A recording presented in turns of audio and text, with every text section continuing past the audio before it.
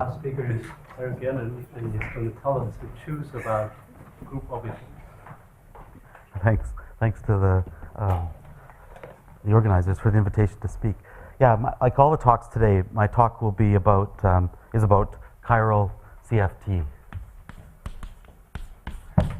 So by this I mean VOAs or conformal nets or whatever.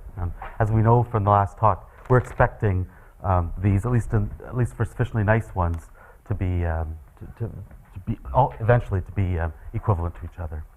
So I'm talking about chiral CFTs, and if I forget to mention it, I'm talking about not at all a Simon-like case. I'm talking about the nicest case, the rational case. This is the semi-simple case. So I'm talking about rational chiral CFTs. So I'll probably forget to use the word rational, but that's what I mean, rational VOAs or completely rational conformal nets or whatever. Right, so chiral conformal field theories exist for the representations. And we know that representation theory is categorical. So this is not something that makes us happy. We'd prefer if it was numerical or set theoretic or something, but it is categorical. And so in the case of a rational CFT, this category, this representation theory, is especially nice, especially spectacular. And in particular, a rational CFT gives us a modular tensor category. So no one's defined this yet, and we're now at the last talk, and so it's now certain no one will define what a modular tensor category is. But it's semi-simple. You have tensor products, you have direct sums, you have duals, and finally many simple objects and ... It's where everything wonderful happens. It's also braided. You get representations of all the mapping class groups. You get knot invariants in 3 manifolds, blah, blah, blah. So it's truly spectacular. It's a glorious representation theory. It's the ideal representation theory. You cannot have a better representation theory than you get for rational CFTs. Right. Okay. So this map here is, unfortunately, it's infinity to 1. So infinitely many different rational conformal field theories give you the same modular tensor category. The simplest example of this is the simplest of all possible modular tensor categories, 1. There are infinitely many different CFTs that have a trivial representation theory. These are the holomorphic things. So we heard this in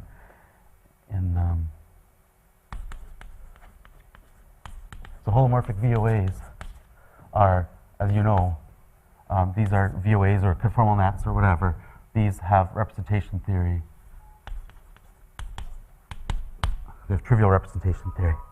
So, and there's infinitely many of these things. For example, any self-dual lattice, any even positive definite self-dual lattice is a holomorphic VOA. It'll have trivial representation theory, and there's infinitely many of those. For example, just take lots of copies of E8 or the Leach lattice or whatever. So there's infinitely many it's an infinity to 1 map. So actually, a good question, I'm not going to address this question in my talk, but a good question would be, how do you decorate the modular tensor category? How do you add stuff to the modular tensor category so that this becomes, how do you supplement the definition of a modular tensor category so this becomes a bijection? So what other information is needed to get a bijection, to get a complete invariant?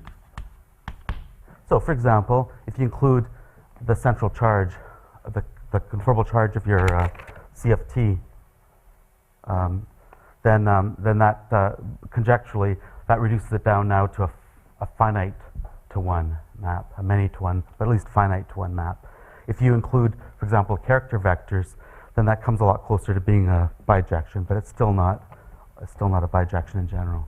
So what other information do you need to get a bijection? So that's a good question to ask, but I'm not going to say anything about that in this talk. So the question I'm going to address is the question that Thing addressed, which is is it surjective?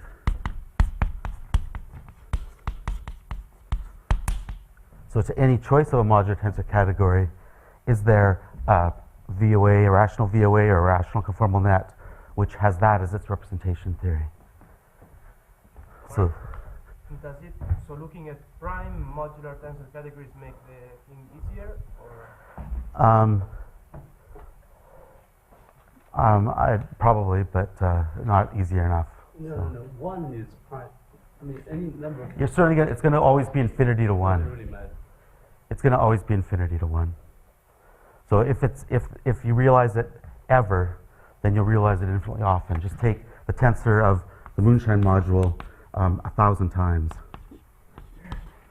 together with whatever your VOA or conformal net was that got you your modular tensor category, and it'll have the same modular tensor category.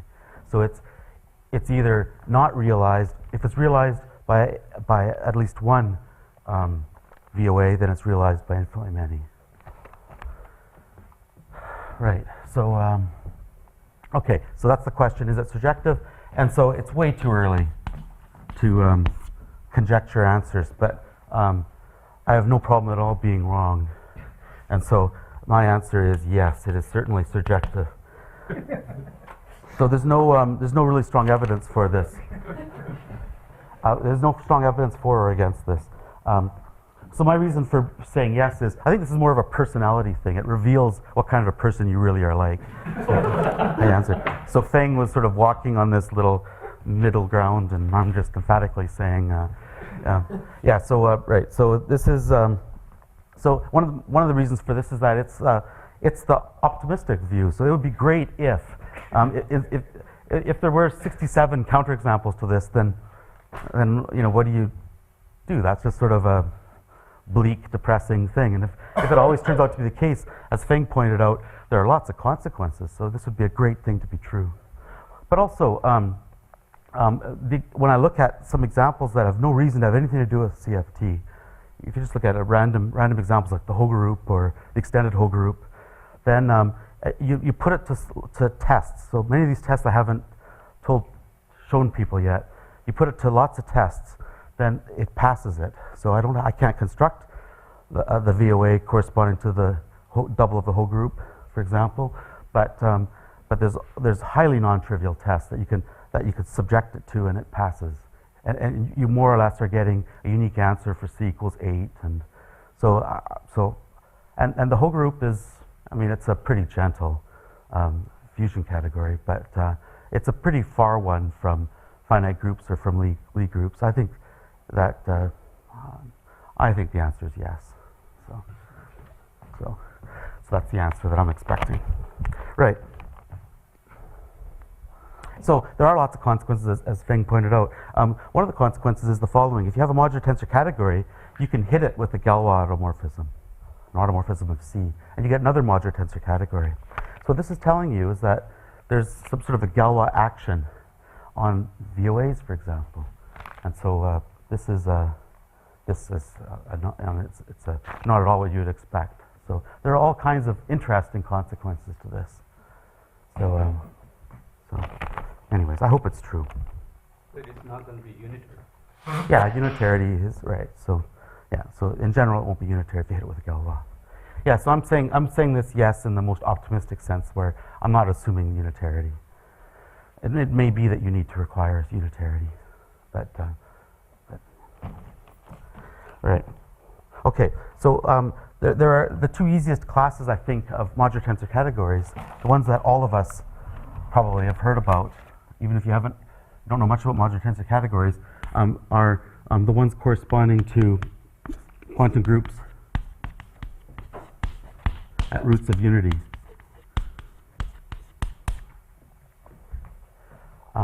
By the way, when we say that something is realized by a conformal net or a VOA, that's vastly stronger than saying that something is realized as a representation theory of some Hopf-like algebra beast, a finite dimensional Hopf algebra. That's always going to be true. It's not a deep statement. This is the one that's far deeper. So quantum groups at root of unity, these correspond to what are called the Wesselino-Witten the world of Antony's work and the affine algebras and loop groups and et cetera, et cetera. Aren't just Chiral conformal field theories? Sorry? Aren't affine loop groups just an example of a Chiral conformal field theory? They are. So this is an example where we know the answer. So for these theories, we do have the chiral CFT that realizes this. So for this class, at least for the special case of the right roots of unity. So if you choose the wrong roots of unity, the 17/19th root of unity or something, then all hell breaks loose, and we don't know that story. At least I don't know of how to realize that as a CFT. So even in the quantum group case, at root of unity, there is a mystery that there's still something to ask. But anyways, at least if you choose the right root of unity, then you get the most familiar prototypical example of a chiral CFT. And the other class that's well known are the Drinfeld doubles of finite groups.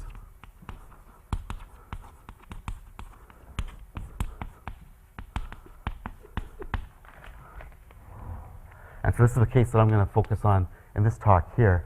And so this is, I'm going to explain why it's always true. So any Drinfeld double of a finite group, whatever that means, is a symbol that I'm going to use for that. I'll explain what this is. Any of these are realized by a chiral CFT. So this would be the first, maybe you could argue this is the first serious test of this conjecture here. Right, so what does it mean to say Drinfeld double of a finite group? Well, a fusion category that's associated to a finite group, so vec G, this is the category, it's the fusion category, whose Grothendieck ring is the group algebra of G. So it's G-graded vector spaces, whatever that means. The details aren't at all important. So it's just the category where if you multiply two lines that are colored G and H, then the tensor product of that is the line that's colored GH. So it's just the group algebra of this thing interpreted categorically. It turns out that that you can modify. You don't have to make it associative on the nose. You can twist associativity, and you twist it by a 3 cocycle, and and you'll get a different fusion category. So there's a way to twist the associativity and give you a different fusion category. And so the twist lies inside H3 of G.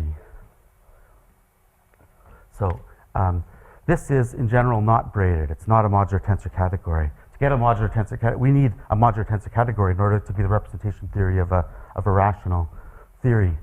So to do that, there's a standard tactic. For any fusion category, you take the double or the center of the category. In this case, vec GW. And what you get is,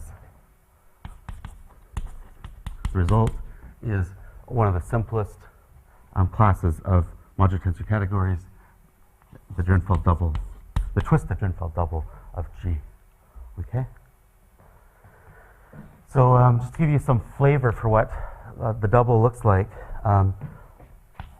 we've seen K-theory yesterday, I think.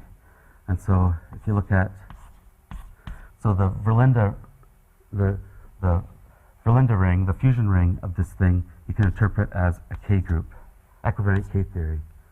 So just think of this as a vector space. So if you don't know what this means, that's fine. If you know what this means, then you'll be able to arrive very quickly at the preferred basis. You always have a preferred basis. These are based rings. And the preferred basis is going to consist of elements in your group, representatives of conjugacy classes, and irreducible characters in the centralizer in your group of the element G that you chose. So these pairs are the parameterize the simple objects up to equivalence. They'll parameterize the simple objects in your category. Okay. So for example, the T matrix is a T matrix of G chi, it's a diagonal matrix. So the T entry for this will be chi of G over chi of whatever you call the identity in your group. I guess I'll call it E. So in the untwisted case, these will be irreducible characters. In the twisted case, they'll be irreducible projective characters. But everything else goes through. Okay? So the question is, for every group G and for every 3 cocycle, you get this modular tensor category. Many of them are equivalent to each other, so it's not like they are all distinct. If you choose a different omega or a different G, you can get the same modular tensor category back. The question that we're asking is, can we find a VOA, for example, whose representation theory is that? Now, we know the answer. We know where to find the answer, where to look for the answer. If such a thing exists, if such a VOA or conformal net exists, it will be an orbifold by G of a holomorphic theory. As we know, holomorphic theories are the ones that have trivial representation theory. What orbifolds mean, I don't know if this has ever been defined, but we've certainly seen it used many times. The orbifold of a VOA or a conformal net are all the fixed points.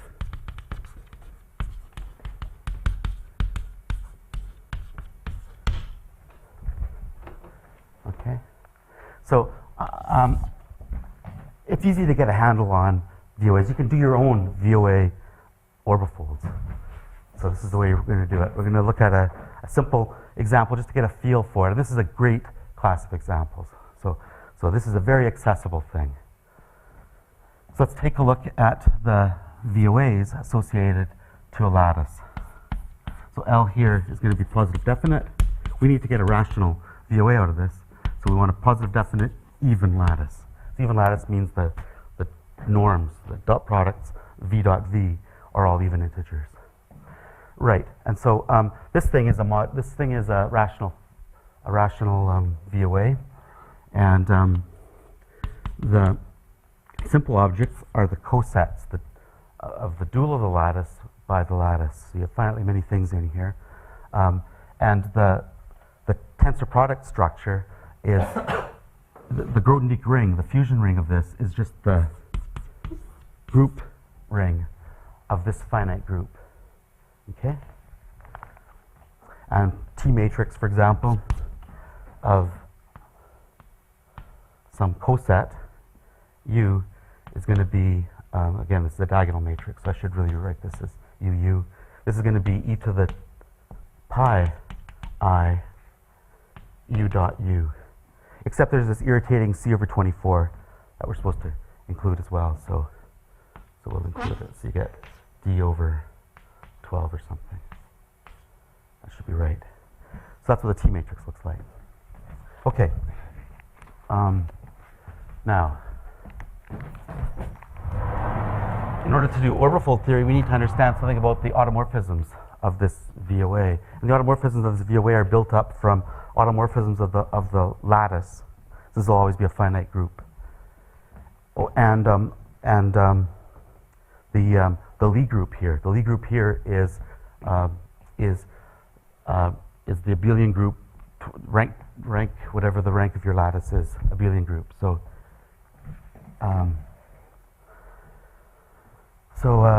it's so D, I guess, is the dimension of this lattice. So it's D copies of C star. So let's look at that. Let's look at such automorphisms. So what I want to do is, so in Ching Hung's talk, we thought the automorphisms he was most interested in were the automorphisms of the lattice, but they're harder to understand.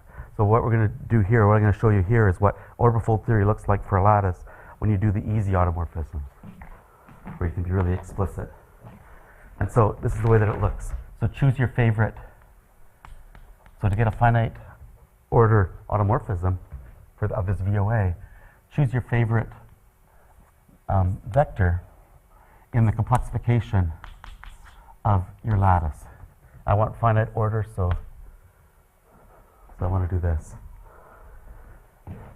Maybe it's better to, it's the same thing, but maybe it makes more sense to call this V star, but who cares? So choose this in here. Actually, that's what I'll do. So it doesn't, it's the same space, but this makes more sense. It's more accurate. And so to each such V, I get an automorphism of my lattice theory. That's given as follows. The lattice VOA, I don't have time to get into the details, but its building blocks are things that are often written exponentially as e to the u. There's some stuff in the front here, but you also have other parts of your building blocks is the group algebra of your lattice. And so you usually write it multiplicatively. So e to the u, where u is a lattice vector. And so my automorphism that's associated with this, I guess I'll call it alpha u, is going to slide through the Heisenberg part. And how it's going to act on this thing, how it's going to act on this thing is by a number. So the number is going to be v dot u, eu. And I keep all this stuff down. Okay, so I get a simple action on the and so I take, so if I look at the group generated by this automorphism, then what I get is, sorry, this is a VOA that I'm applying this to. Then what I get is a lattice theory again. This lattice theory, I guess I'll call LV. What LV is the lattice that consists of all vectors. I'm running out of names of things. UV, in the lattice such that this dot V is an integer. Okay? So these orbifolds of lattice theories by these special automorphisms are lattice theories. It's just a lattice theory for a less dense lattice. So that means it's going to be a bigger representation theory, a bigger modular tensor category. What does W dot V mean? W dot V? Yeah. So this is, so a lattice has an inner product on it. So, I think the automorphism is, you need to exponentiate, right? Otherwise, it's not. oh, yeah, that's right. Sorry, I screwed up. That's right. E to the, 2 pi I, sorry, v dot u. So it says, that's V right. is on the dual, no? What's that? If V is on the dual, then nothing's happening. The dual just. So, right. So, right. So, what was I going to say? So this is the. Okay. So let's do some examples to make this clear. So let's take. We're interested in holomorphic theories. We want to orbifold holomorphic theories. Holomorphic lattices are the self-dual lattices. So we want our lattice to be some even self-dual lattice, like E8, for example. So E8 you can think of as all of the, you can think of this as all of the vectors that are half integer, that are in integers. This is all U that are in, that have integers. It's an 8-dimensional lattice. Its components are all integers or half integers.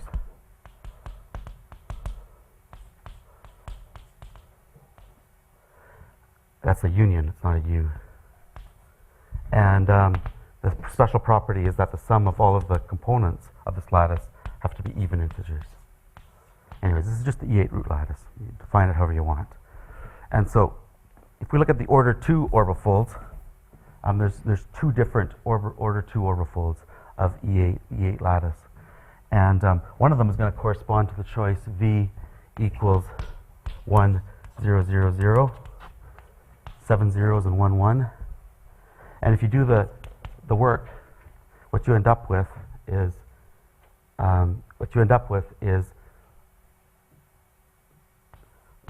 have to end up with a lattice theory, and it's the D8 lattice theory. And the other one is you can realize by taking 1/2 minus 1/2, and all the rest are zeros. So 6 zeros and these things in front. If you do that, and you follow this calisthenics, what you'll find is you get the A1 orthogonal direct sum with E7 lattice. Okay? So there's nothing, it's not complicated it's easy to duplicate this. And so if we look at, say, the T matrix of this, then what you get is a bunch of 1s and a -1. Okay, there's 4, D8 star over D8 has 4 things in it, 4 cosets. And if you look at the T matrix as I defined it there, ignoring the irritating C over 24, you get this as your T matrix. And here, your T matrix is much more complicated. I don't think any human has ever worked it out, but one of the things in there would be an I. So it also has 4 things in it, but one of the T entries will be an I. These are different, they have different representations of SL2Z, they're different categories. Now, by abstract nonsense, we know both of these have to be described by, their representation category must be d omega of Z2 for some omega. And it's going to be different omegas, has to be different omegas. So omega lies inside H3 of Z2, and for any cyclic group, it's just that cyclic group again. So here there's indeed 2 different choices for the 3 cocycle. This one is untwisted. It's a trivial twist. So this one here has trivial twist, and this one here has non-trivial twist. Okay. And I don't have time to get into the details, but I'll just state the result for order 3 twists. For order 3 twists, you again get only 2 different possibilities. There's only 2 different modular tensor categories for Z mod 3. So for order 3, you get one of them gives you the lattice A2, E6, and the other one gives you the lattice A8. And here you don't even have to look at T to see that these are different. These are just different, they have different fusions. This one's a cyclic order 9, and this one is Z3 cross Z3 fusions. They're different. This one is untwisted. This omega equals 1, and this is omega not equals 1. And there are 3 different H3s, but 2 of them are, the 2 untwisted give you the same modular tensor category. Okay, I won't work out the details. You can work it out for yourself what these correspond to. Okay, that just gives you a taste of what holomorphic orbifolds look like. They're not a spooky, abstract nonsense kind of a thing. They're extremely friendly. But it's hard to see in general what the twist is. So it's not a, you know that you have to get the twist. If you orbifold by Z mod 67 or S symmetric 33, then you're going to get the double of symmetric 33 up to some 3 cocycle. What that 3 cocycle is, though, is a different story. Okay. So what we're going to try to what I'm going to try to explain is that for any finite group G and any 3 cocycle, there exists VOA or conformal net, actually. The same proof will go for VOAs as soon as we know that orbifolds of holomorphic VOAs are rational. As soon as we know that, then it also would apply for VOAs. So any finite group and any blah, blah, blah, there exists a conformal net whose representation theory is the twisted double of G. Okay. So the first step in proving this is something that maybe is of independent interest, so I'll waste a little bit of time explaining it. It's the following. We saw this construction, I think, maybe in Feng's talk. So if you have any theory, any conformal net or VOA, there's a standard construction, a very useful construction. This was in Feng's talk. This is the what's it called? The orbifold covariance or something principle. So you take your favorite VOA, say the E8 one, and you take any finite group, any permutation group. So take some G embedded in some in some symmetric group. So it's embedded in Sn, let's say. Then you take n copies of your theory, E8 or whatever your favorite theory is, monster theory probably. Yeah, actually, let me say that. Let me take a slight digression first. I should say something about the monster. It's kind of cool.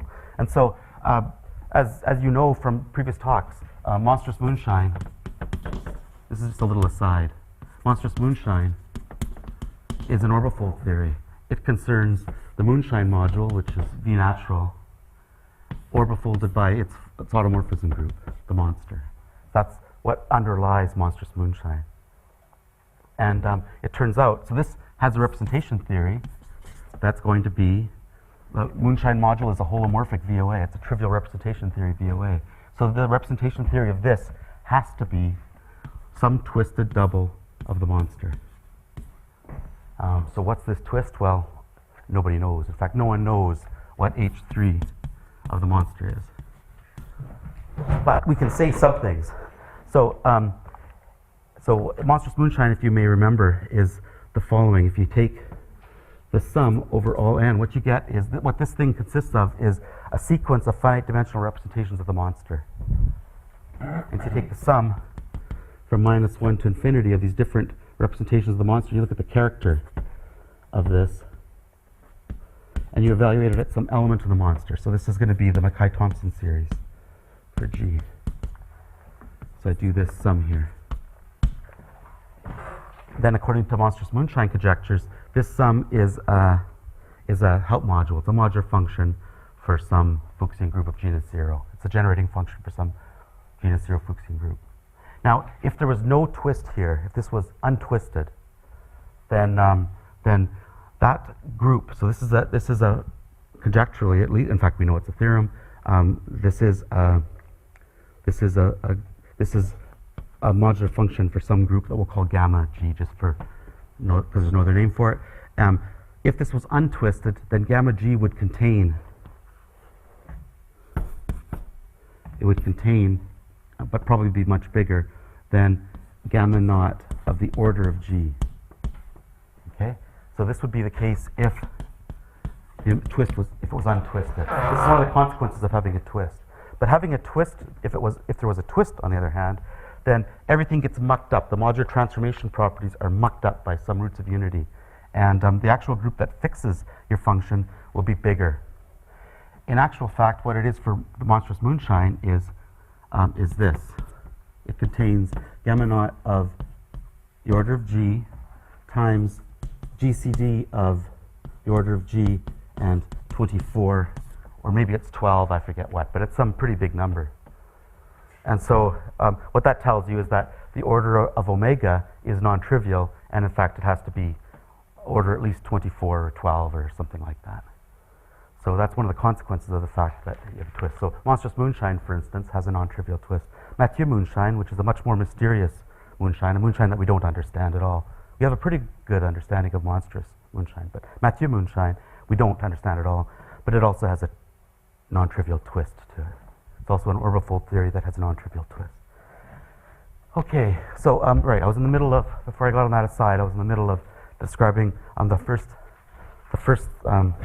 step to proving the theorem here. The first step concerns permutation orbifolds. So you choose your favorite permutation group. It's inside symmetric n, let's say. And so you take n copies of moonshine module, for example. So moonshine module tensor ... moonshine module n times. That's still going to be a holomorphic theory. If you start with a holomorphic theory, this tensor product will be a holomorphic theory. Otherwise, it'll be the Deligne product of your modular tensor categories. So it's still going to be holomorphic. And then we orbifold that by the group G, this permutation group G. So it doesn't see anything about the monster. It doesn't have to have anything to do with the monster in the case of monstrous moonshine. It's just some group. It just acts by permuting these things. So it doesn't see the structure of the VOA or the conformal nets at all. So that's called permutation orbifold. It's an orbifold in the case of, say, the monster. It's a holomorphic orbifold by a finite group. So it has to be d omega of G. Its representation theory will be the twisted double of the group you're orbifolding by. And the question is, what's the twist? Now, the intuition I think everyone knows the answer, I think. Because you're not seeing the VOA at all, or the conformal net at all, it doesn't see the structure there, this has to be the trivial twist. I think that's the natural guess. It has to be the trivial twist. And so that's the answer. So, if V is holomorphic, and G is some subgroup of symmetric N, then the permutation orbifold. This was important for Feng's construction. Feng was doing this to come up with his tower of modular tensor categories associated to your favorite modular tensor category. So it doesn't have to involve holomorphic ones, but in the special case that it's holomorphic, you're going to get a Drinfeld double at the end of the day. You take n copies of your holomorphic VOA, the moonshine module, say, you take its orbifold, you have to get the Drinfeld double for some 3-cocycle, and it turns out that 3-cocycle indeed has to be trivial. So the way to prove this is to ignore, is to avoid as much as you, to avoid all calculations. In fact, that's the way to prove anything. So you use trickery or whatever to avoid all calculations. So first of all, if G is contained inside some other group, well, in fact, it's contained inside the symmetric group N, then the orbifold, I could have just as easily orbifolded not by this subgroup, but by the full thing. So V tensor V, the bigger group, in this case symmetric group, is going to be the Drinfeld double for some other twist of the symmetric group, the bigger group. And the relation between this twist and this twist is the obvious one. So this is going to lie in H3 of the symmetric group. This one lies in H3 of the smaller group. So the homomorphism goes from, is the embedding of the smaller into the bigger. Cohomology reverses arrows. So the map is going to go from the bigger to the smaller. It's called restriction. And so omega prime is the restriction of, omega is restriction of omega prime. So if you found some group G which has a non-trivial twist, I may as well, if I can prove this for the symmetric groups, then I've proved it for everything. So I may as well just restrict myself to the symmetric groups. That simplifies our task a little bit. So I want to prove this for G equaling the symmetric group. Now, in order to prove this, we want to have some idea of the enemy. So what are the cohomology groups of the symmetric groups? So I'll copy down the first few. There's a very clear pattern, and I want to see how many of you are still awake. So the first one to see the pattern can tell me and shout out, and you'll get a thumbs up. So this is symmetric group 1, symmetric group 2, ... So the answer H3 for the symmetric group S1 is, not surprisingly, Z mod 1. For S2, it's Z mod 2. Anyone see a pattern yet? S3, it's Z mod 6. S4, it's Z12 cross Z2. S5, Z12 cross Z2. If you see a pattern, just speak it out. S6, Z12 cross Z2 cross Z2. So no one can see the pattern. Okay, well, anyways. There is indeed a pattern. It's a very simple pattern. And what it is from S6 on, this is the answer.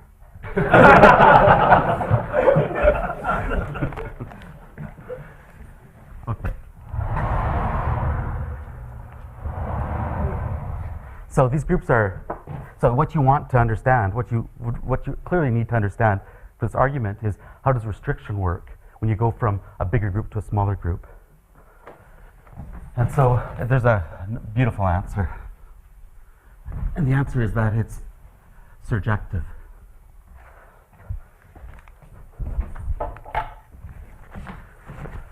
This was proved in 1960 by Nakaoka in Annals of Math.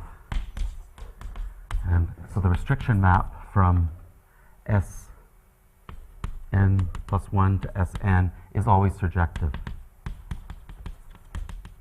And it's isomorphism.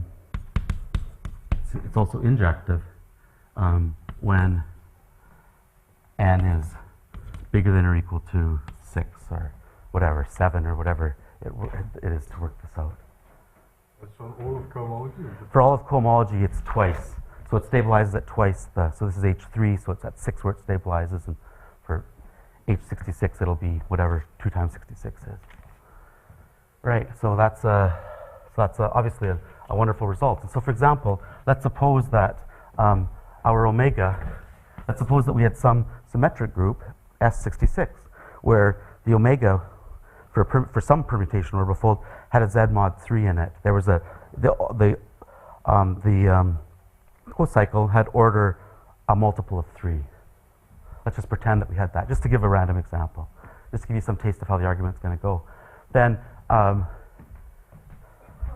you can restrict this all the way down, and you know that the S3 orbifold would have to have a non-trivial twist, right? You might be chopped down to a Z mod 3 thing. You might have killed off a Z2 somewhere over here, but at least at this point you still have an order 3 twist. So you have a counterexample to the conjecture for an S3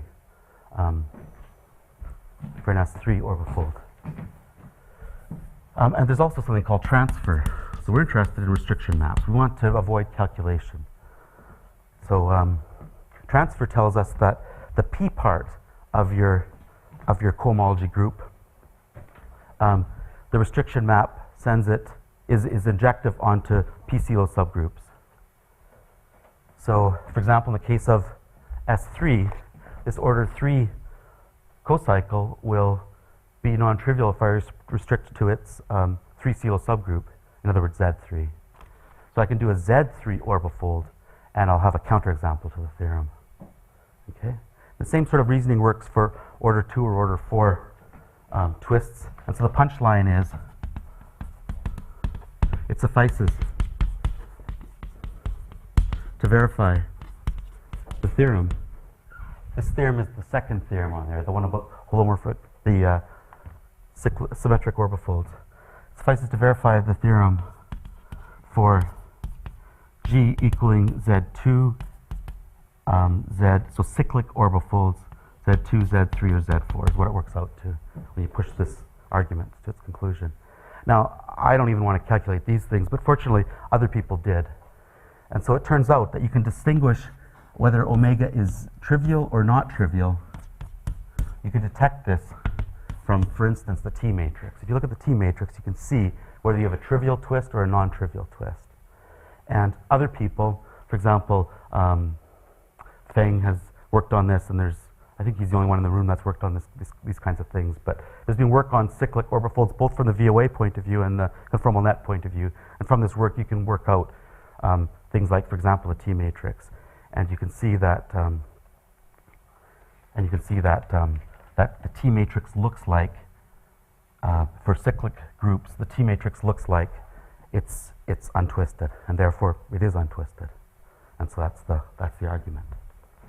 Okay, so the statement about T distinguishes one from not one is for cyclic groups.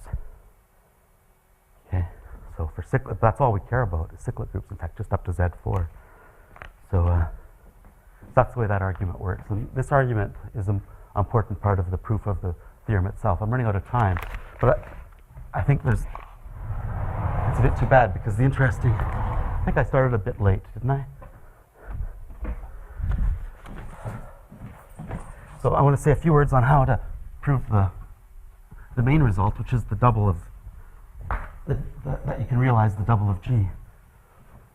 So the second part of the proof is to understand extensions. So you can understand completely, explicitly, the extensions, the possible extensions. These are chiral extensions of holomorphic orbifolds of things like VG where V is holomorphic. So this has been done by Davidoff, I don't know, about 5-ish years ago or so. His work isn't completely explicit, I think, and in any case, we had a hard time extracting from it what we needed, but Di and I have also worked out this in our own language, which I think is it's a geometrical language using KK theory, actually. It's a very natural language, I think, for this. But in any case, who cares how you do it? Who cares who did it? You understand explicitly the chiral extensions of VG, and let me explain to you how it goes. So you have, so the easiest examples are, so we have VG. So extensions of this are going to so one way to get an extension is, there's a Galois theory here. So one way to get an extension of this is to orbifold by a smaller group. Look at the fixed points under a subgroup. So if H is a subgroup of G, then if I orbifold by H, then I get an extension of this thing. Okay? It doesn't matter if you don't know what I mean by extension. And so this is one way to get it.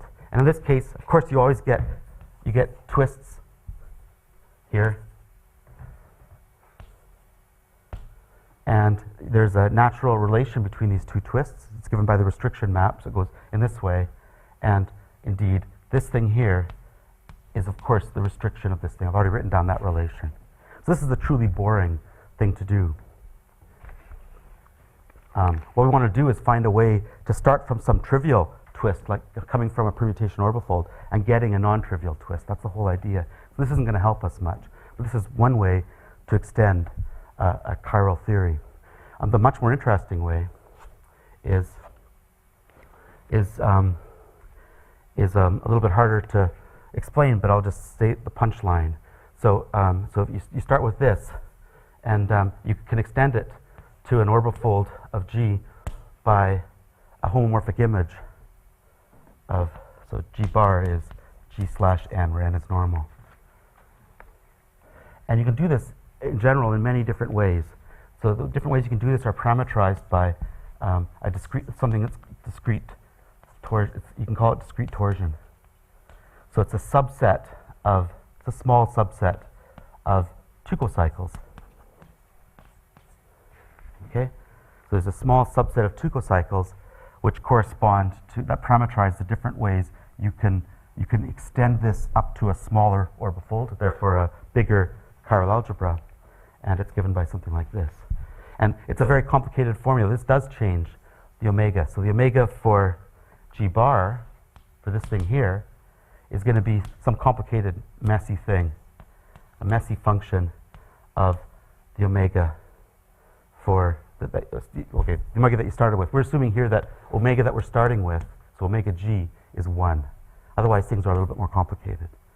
So, so we're assuming that we're starting with something that's 1. In fact, we're going to start from a permutation orbifold. So you have some complicated function of this discrete torsion. Okay? The details aren't important. I don't have time to give it to you, and you wouldn't be interested. So that complicated function is a function from where to where? From this H? complicated function is just a function that tells you how to build up a 3-cycle from a 2-cycle. The function from H2 of what to H3 This of thing what? here lies in H3 of G bar, the homomorphic image of G, and this thing here lies in H2 of G. So it's a function from H2 of G to H3 So of this G one goes bar. from H2 of G to some subset of H2 of G to H3 of G bar.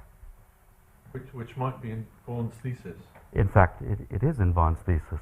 Some of us do that. So that's this is why I really want to see this. And so there also is, so here we have a homomorphism that goes from G to G bar.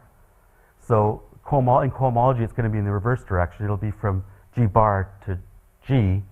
And the way that what it is just, it's called inflation. You just make it constant on the different cosets. It's called inflation. So you have restriction, inflation. You type that into Google, you'll come up with the restriction inflation exact sequence, which looks like this. I'm going to change notation because, so I'm going to change notation. I'm going to let G be G twiddle n, okay? Because I'm interested in G. This G is the G on the theorem I just erased. And this G twiddle is what we're going to permutation orbifolds by. Right, okay, so there's an inflation restriction exact sequence that goes something like this. H1 of G to H1 of G twiddle to H1 some subset of H1 of n. In fact, it's the G invariant bit of it. 2, but who cares? It's just some subgroup of that thing. And this goes to H2 of G. I should have written this funny arrow. In fact, let's do a funny arrow like this. This goes to H2 of G to H2 of G twiddle.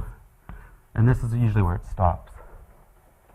Now, 2/3 of these maps are restriction or inflation. So this will be inflation.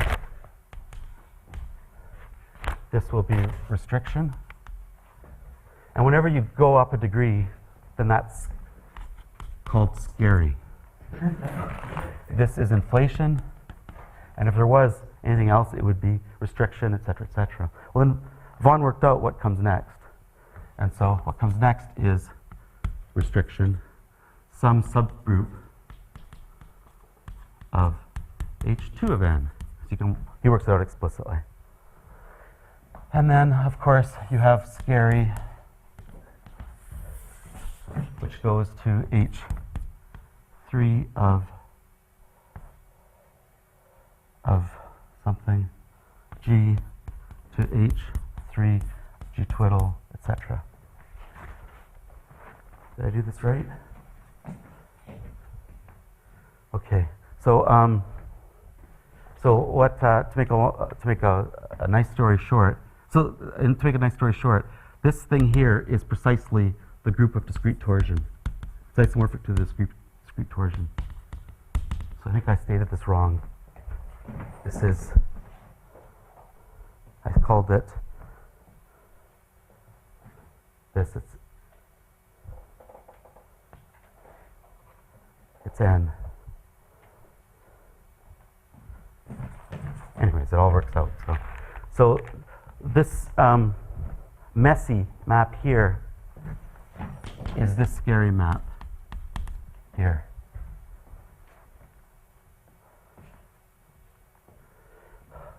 So this fits into, this is exactly what we want. Who cares about this earlier stuff? What matters to us is this bit here. This bit here. Now, Vaughan also proved that if you have that the inflation, given some group G, you can always find an extension, G tilde of G, so that the inflation map from H3 up to H3 of G up to H3 of G tilde is the zero map. So this might be highly non-zero, but the map goes to 0. So what we want to do is recover d omega g. So to do that, what you first do is you find an extension of g such that the inflation map is trivial. That's what we mean by g tilde. So g tilde, so this inflation map is trivial, so this goes down to 0. So that means that the kernel of this thing, of inflation, is the whole thing, right? It's an exact sequence, so that means that the image of scary is all of H3 of G. So that means we can find a discrete torsion which gives us the omega that we want. And that's the proof. Okay? So, so there's other things I can say, but I'm done. So we're all done, I think. So thanks.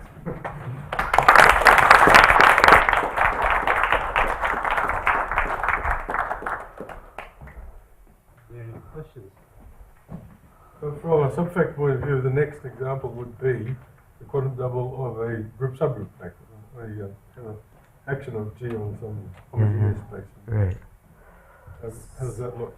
So, right, so I haven't looked at, I mean, yeah, that's right. So that's a good question. So for that one, well, I can say what I have looked at, and that's Tambara Yamagami.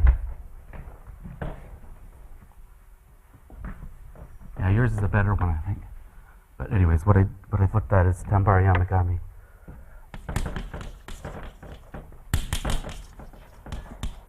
The thing is that for these anything that's related to a group, I am sure that you can do it because it's so clear how to proceed.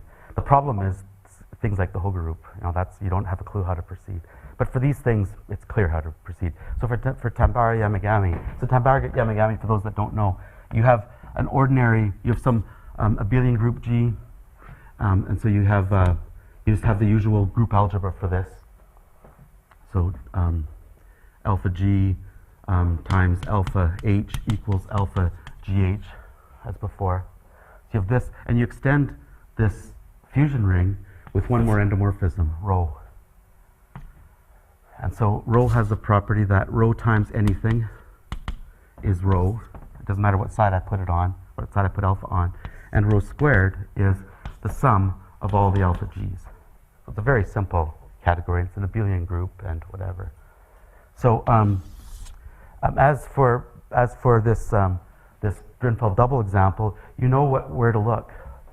Where you have to look is an order 2 orbifold of an orbifold by G of a holomorphic VOA. So let's let G. So the G is this thing here. So you start with some VOA. You do an orbifold by G of it, and you get something that is going to give you things that'll look like this. In fact, it'll give you 2 copies of this. So of course, Tambara Yamagami isn't the right category. That's not a modular tensor category. You have to take its double. And so when you take its double, you get twice as many of these alphas, roughly, and you get some other junk. But it's clear looking at that what you're supposed to do, and what you are supposed to do is this: you take the orbifold of a holomorphic VOA, and then you take a Z2 orbifold of the result. It has to be of this form. That's where you look for it. And so where the answer is, so I haven't written up the answer. I just have it on scrap sheets of paper. But according to my scrap sheets of paper, you can recover all the Tambara Yamagamis, and what you do is you let V will be a lattice theory, an even lattice theory, and G will act the way that it did in these easy orbifold examples that I wrote down. Okay, so it's extremely explicit. You have complete control. So this thing here is a lattice theory, and then you have some Z2 orbifold of this, and so it's so you can recover the Tambara Yamagamis. I think for these examples, your example will be a double orbifold as well. So you'd orbifold by one group and then you orbifold by the other group. You have to decide which order you do it in, but it's not too hard. And so that's the way that you'll do it. And I will bet a lot of money that it'll work out without too much difficulty. You might get some interesting VOAs. Yeah, absolutely. Yeah, that's right. That's right. Yeah. Yeah. I mean, it's something that should be done for sure. I mean, I had the impression that all this Vaughan 3 co-cycle stuff, if you for example, it all appeared in something of Lefofsky, that he had other constructions of various funny vertex algebras where, if you looked at it carefully, everything that Vaughan had done was there in some form or other. Yeah. Is there a more mathematical name for some subgroup of H2 or H? First of all, does the sequence continue forever, or does it stop? It probably continues forever. Yeah, you can make it continue forever. There's even a paper by myself and Habiga in VOAs, but I mean, if you do it all right, I'm sure it's included in Hochschild's spectral sequence. We didn't really understand that well enough. So there probably is a name for the some subgroup of, but it's the way it came up in our stuff was just you see what you get, and it's some 3 or so relations that have to be satisfied, and they don't look like anything that has a name to me, but that's just a sign of ignorance, probably. I think I called it something in my thesis, but to be honest, I've forgotten what I called it.